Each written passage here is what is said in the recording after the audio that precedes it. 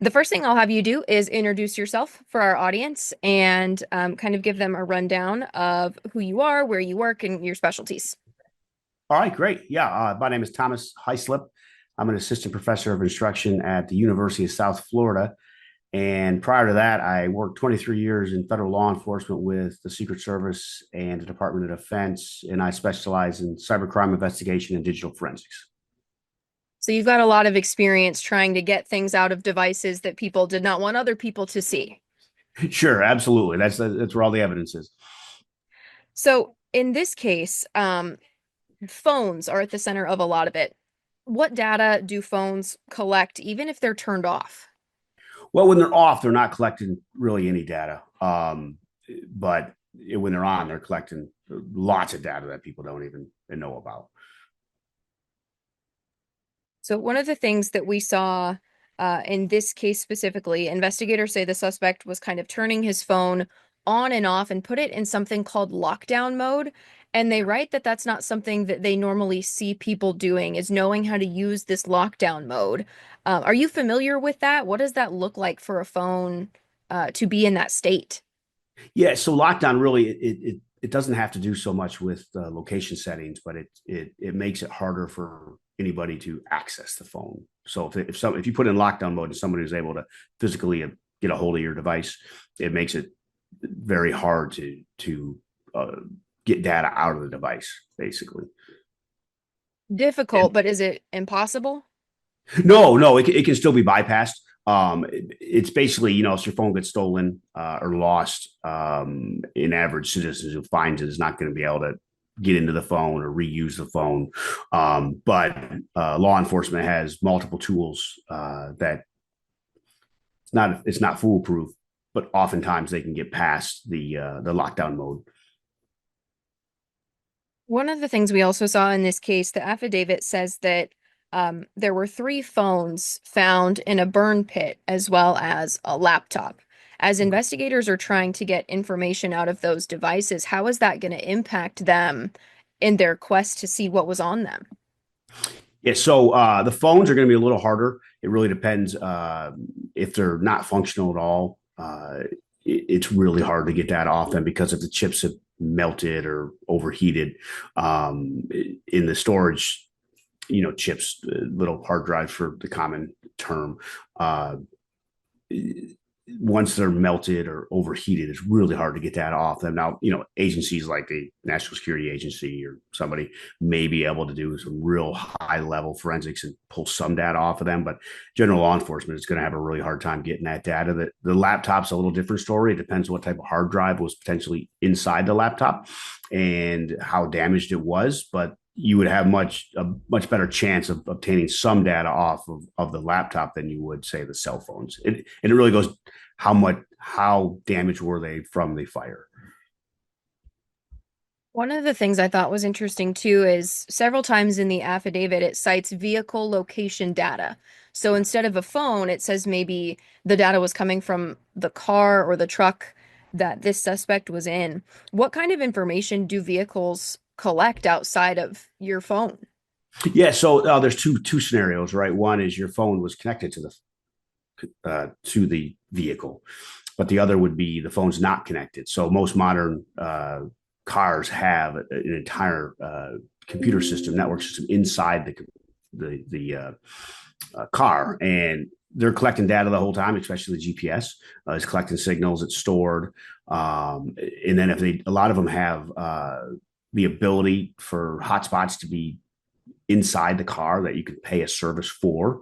Well, those are talking to towers and collecting data on the location of the actual car. And so you can get data from that. And there's actually a whole sub forensics area of vehicle forensics. And software manufacturers are now making packages that are able to extract the data from the car, bring it into a forensic software, and actually do an analysis of the data from the car themselves. And then, of course, you got the second scenario where if your phone is connected to the car, if you've ever hooked up your phone when you buy a new car and asked you want to download contacts, do you want to download favorites? It's also down. You don't know exactly how much data, it's determined by the car manufacturers and the software they use, but a lot of data is being shared between the phone and the car. So they might not have your phone, but they may have your text messages, your call histories, your location histories. Everything has been downloaded from that phone into the car, and so it's another great source for law enforcement in an investigation. If they obtain a search warrant for the car and they're able to extract the data off the car information system, they can get a lot of data that way as well. That's so interesting to me that now the cars are kind of equipped with that too. Yeah, and I tell everyone I know too. When you rent a car, if you're going to have it for a couple of days, you go ahead and sync your phone. Don't download your data. Say no, because when you leave the car, unless you go in and manually erase that data, which it is possible, but nobody really thinks of that. That data is all stored on that car. And the next person getting in could potentially, when they sync their phone, maybe obtain some of your data as well. So it's just be careful with that when it's not your personal car. Absolutely. I'm sure that's something that not a lot of people really think about. No, yeah, nobody does. Why would you? It's not common sense to think someone might obtain my data off this rental car because I synced my phone. But Right, that I was in for it two can't be a days. problem. Right, exactly. Yeah. Um, One of the things that investigators note in this affidavit is that it seems like the suspect really went to lengths to try to prevent some of this technology from being tracked or seen, be that the phone or the car. Um, what methods do investigators have to still access some of that data and that information, even if people are trying to cover it up? Yeah. So, like you said earlier, he was turning his phone off and then back on. Um, so, well, that data might not be readily available, or if the phone was destroyed, like you said, when it was burnt. What people don't realize a lot is your backups, right? You always, most phones are set to auto backup, and if it was an iPhone, for example, it'd be stored in the iCloud. If it's an Android, it'll be stored in Google Drive. Well, they can get a search warrant for those backups, and if they're not encrypted, it's right there. They have all the data. That's basically the same as if you had imaged the phone. It's going to be from the date of that last backup, going back. If it is encrypted, they need the password now because Google and Apple have started encrypting those backups by default, where in the past they didn't. But it's just as good as having the phone from the date of the backup. So if the backup was made 2 days ago, the backup you have is going to be the exact same data pretty much as if you had gotten that phone 2 days ago. So it's a wealth, it's a treasure trove of data. And that goes for computers as well. And so a lot of times when law enforcement is unable to obtain the phone itself, they can get a search warrant for the account with either Apple or Google and get those backups. And that serves as a treasure trove of data, almost as good as having the phone itself. So a lot of people don't realize that's happening automatically.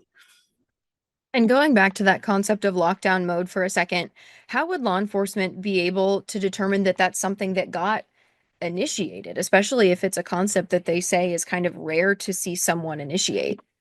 Yeah. So when they get the phone, they're gonna immediately, you got to try to keep it on so it doesn't turn off because it'd be hard to get back into it. But lockdown mode means it's going to ask for potentially your biometrics as well as a passcode in order to get in the phone. And so they'll know when they first try to access the phone that it's in lockdown mode. And then at that point, they have to take extra countermeasures to try to bypass that lockdown mode. And again, that is there's two services. One is called Celebrate Premium. The other one is called Gray Key. And it's two different companies. They both do good jobs on different versions of the phones. And it can take hours to crack it. It could take years, or it could never crack it. It's kind of just a guessing game at that point. And you hook the phone up to the device and you let it run, and you hope it gets cracked and open so you can get the data off it. There's a little bit of data you can get even if you don't beat that lockdown, but it's more just general data, nothing, no location data, no app data. It's more of owner, cell phone number, that kind of stuff. Is there anything else you think is important for people to know about the digital forensics side of this? Yeah, well, so if for example, I don't know if he had turned off location services, which is a big thing that a lot of people do now, but which will stop the software in the apps in the network provider from getting data from the GPS on the phone.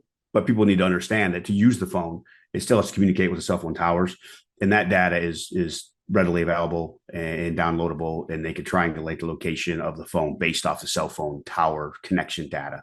It's not as pinpoint accurate as GPS, but it does a pretty good job of narrowing it down significantly to you can at least say this phone was in this area at this time, and then you can see where it's moving as it connects to different towers. So that data is always available. And the same with Wi-Fi too. So if you have it set to connect to either known Wi-Fi you've connected to in the past or open Wi-Fi's, that data is readily available on the phone as well. And so turning off location services, it stops from sharing the data with the app providers and stuff like that. But you can still pinpoint the location based on the cell record data, which is another way for law enforcement to see where that phone has been. And then turning it on and off, it may not beacon out and tell the location when it's turned off, but you're going to have a location when it turned off, and then when it turns back on, it's immediately going to connect to the closest tower, and you'll be able to see.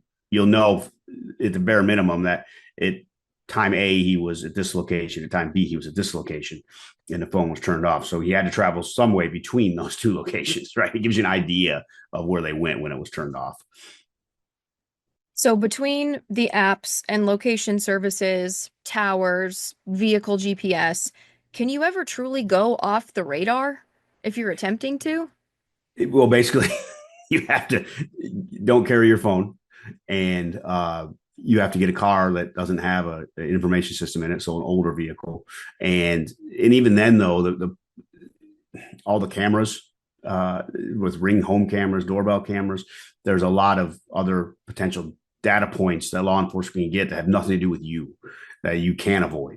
But to go off the grid yourself, you basically can't have your phone with you. You get rid of your phone, and then you have to have a vehicle without any kind of tracking information in it.